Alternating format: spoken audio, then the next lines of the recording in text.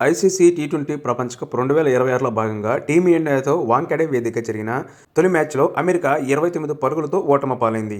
ఈ మ్యాచ్లో ముందుగా బ్యాటింగ్ చేసిన టీమిండియా నిర్ణీత 20 ఓవర్లలో 6 వికెట్లకు 161 పరుగులు చేసింది.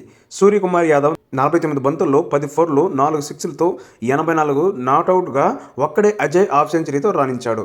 అమెరికా బౌలర్లలో షాడ్లీ వ్యాన్ షాక్విక్ 4 వికెట్లు తీయగా హర్మిత్ సింగ్ 2 వికెట్లు పడగొట్టారు.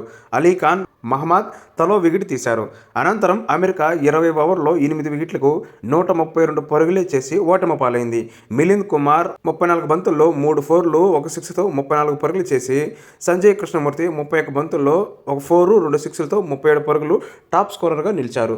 భారత బౌలర్లలో మొహమ్మద్ సిరాజ్ 3 వికెట్లు తీయగా అక్షర్ పటేల్, హర్షదీప్ సింగ్ 2 వికెట్లు పడగొట్టారు.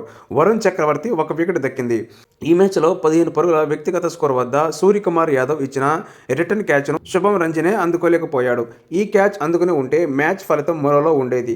ఈ మ్యాచ్ అనంతరం మోనాక్ పటేల్ ఇదే విషయాన్ని ప్రస్తావించాడు. మా బౌలర్లలో అద్భుతమైన ప్రదర్శన కనపరిచారు. ఎక్కడి పరిస్థితులను, పిచ్ను వారు అంచనా వేసిన తీరును మాకు మంచి మూమెంట్తో పాటు శుభారంభాన్ని అందించింది. అయితే మేము కొన్ని క్యాచ్లు వదిలేశాం. ఆ తప్పిదం మాకు ఓటమిని మిగిల్చింది.